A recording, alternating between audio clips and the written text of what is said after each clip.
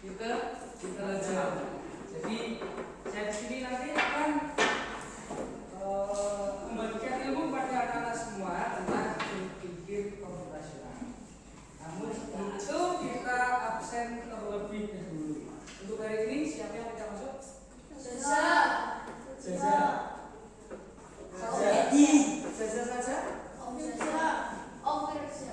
Sama kenapa tidak masuk? Sakit. Kita doakan semoga sakitnya cepat. Oke, sebelum kalian masuk ke dalam, apakah kalian pernah mendengar atau bahkan mungkin pelajari tentang coding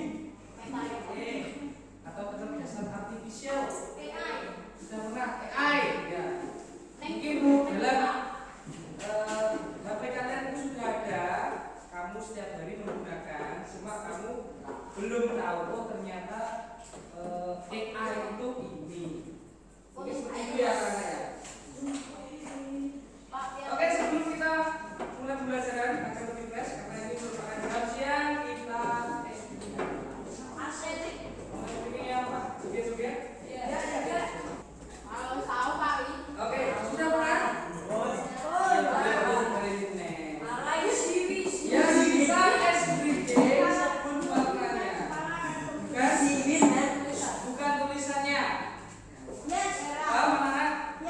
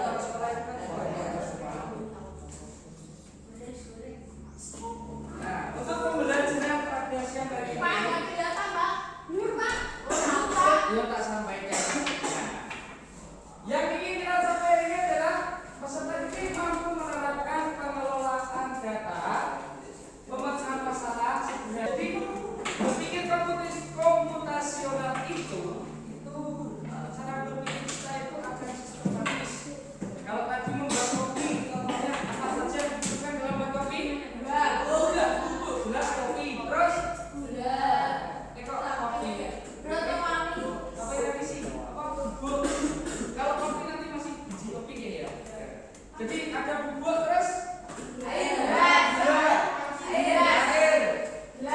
gelas. Alatnya kompor.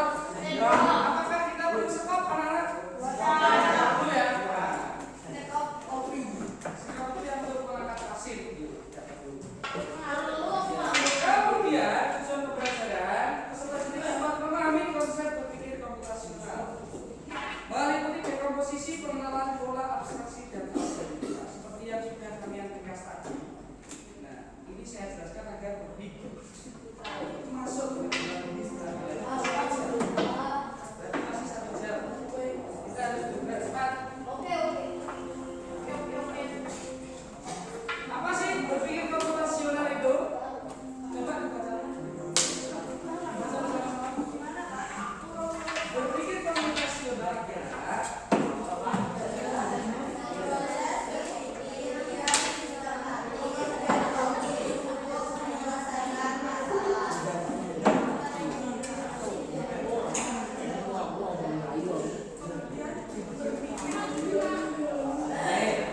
jadi intinya berpikir komputasional itu kita meniru cara kerja komputer dalam memecahkan masalah. Pentingnya berpikir komputasional saat membantu menyelesaikan masalah lebih mudah dan kamu tidak terlalu berlumut dalam memecahkan masalah.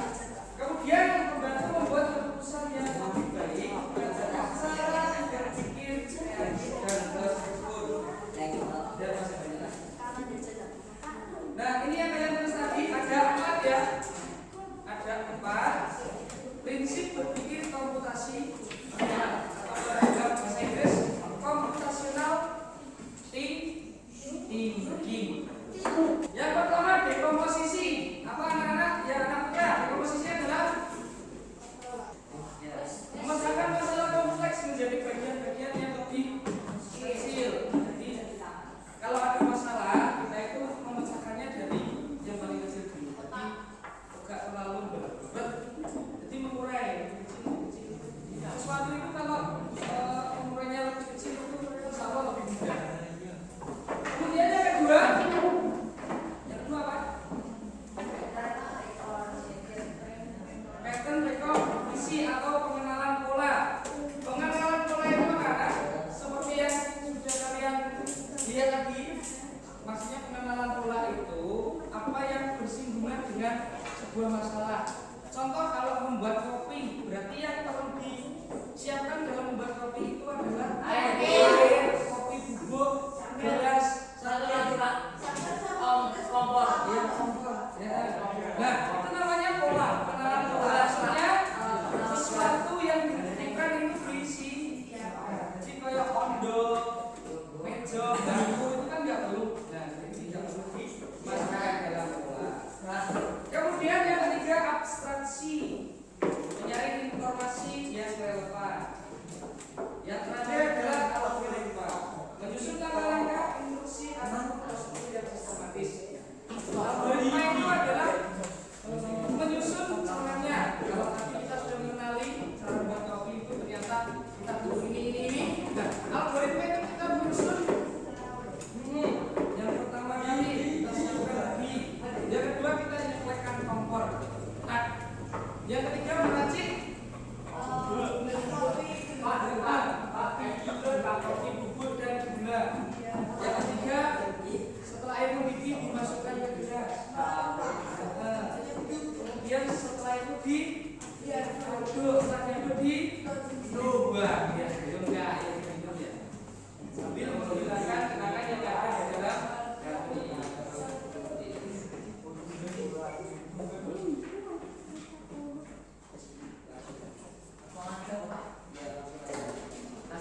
Nah, contoh pengenalan pola nanti ini akan saya kasih LKPD, kalian nanti akan memecahkan sebuah masalah.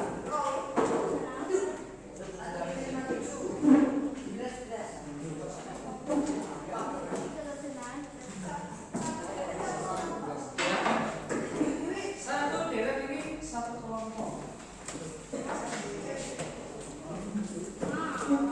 Nah,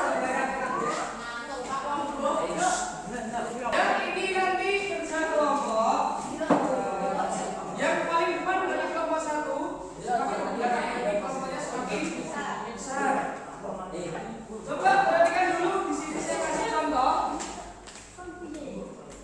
Nah, yang mamanya dengarkan dulu guys yang di belakang. Contoh pengenalan pola. Yang atas 1, 3, 5, 7 ini berarti kalau kamu Musati itu polanya bagaimana? 1, 3, 5, 7, 11 atau mungkin ditambah atau mungkin dikali Tambah 2. ya ditambah 2 berarti yang kotak selanjutnya itu berapa? 9. Terus ada lagi Kotak selanjutnya. oke paham ya namanya pola itu seperti itu. Kemudian yang bawah yang titik-titik itu harusnya berarti merah bentuknya seperti itu ya.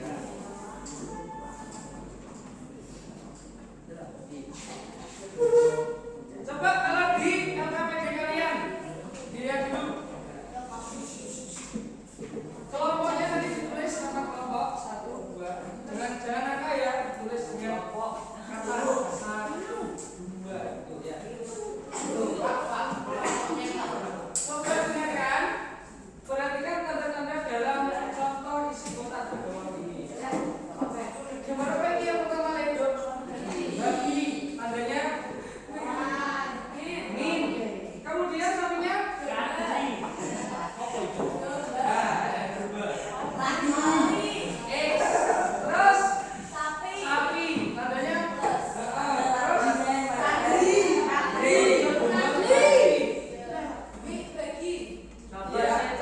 terus paling kiri ini adalah kerbau. Kerbau itu nanti logonya tandanya adalah O. Nah, kalian nanti tinggal masukkan di sini. Kalau sapi tadi apa? Re. Wah. Ini O. Nah, you understand? Ini namanya pengenalan pola. Terus kalau yang kedua ini adalah password kode. Ini yang digunakan dalam PKN. Ini adalah urutan angkanya 1, 2, 3, 4, 5, 6, 7, 8, 9. Kalian nanti tinggal melihat instruksinya. Contoh 7, 8, 3, 4, 6. 7 itu berarti mana? Pojok kiri bawah. 8 red. Terus 3 ke atas. 4 terakhir nah. Kalian tinggal menggaris kasih tanda panah sesuai dengan Oke, bisa dilaksanakan? Dikerjakan. Assalamualaikum warahmatullahi wabarakatuh.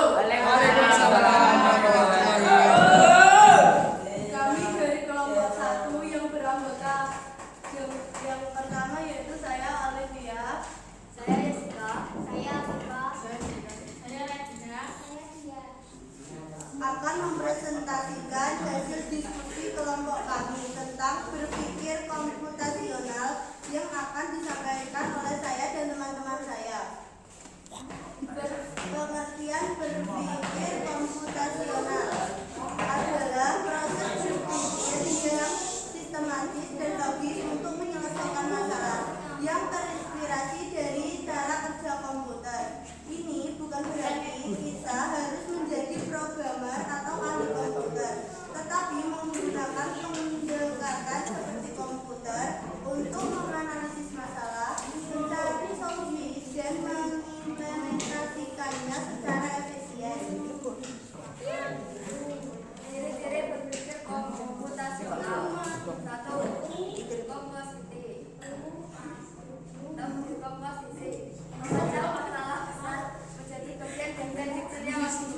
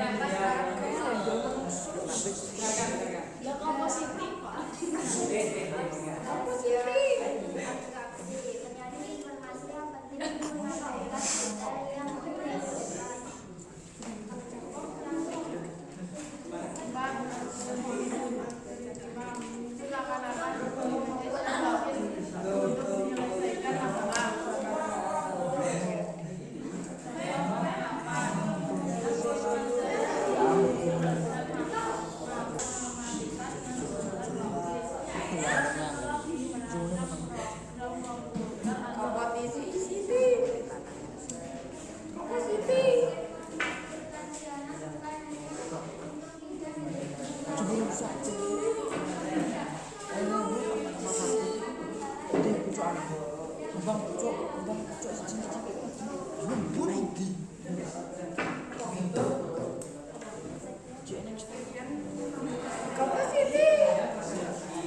presentasi dari kami, apabila ada salah kata atau kekurangan, kami mohon maaf yang sebesar-besarnya. Wabillahi taufiq wal hidayah. Wassalamualaikum warahmatullahi wabarakatuh. Waalaikumsalam warahmatullahi wabarakatuh. Yang kelas yang dia kembali ke kelas dulu. Ya baiklah, sangat bagus sekali presentasi dari kalian. Sedikit banyak sudah mengetahui tentang berpikir komputasional. Ada berapa tadi anak-anak? 6. Prinsipnya ada berapa? 4. Apa yang pertama? Dekomposisi. Yang kedua, pengenalan pola. Yang ketiga, abstraksi. Dan yang terakhir, algoritma. Jadi berpikir komputasional ini bukan hanya untuk dalam bidang teknis saja, anak-anak. Jadi berguna untuk semua bidang kehidupan dalam memecahkan masalah. Mungkin kalau kamu punya masalah hidup, bisa kamu pecahkan dengan cara berpikir komputasional. Enggak, iya.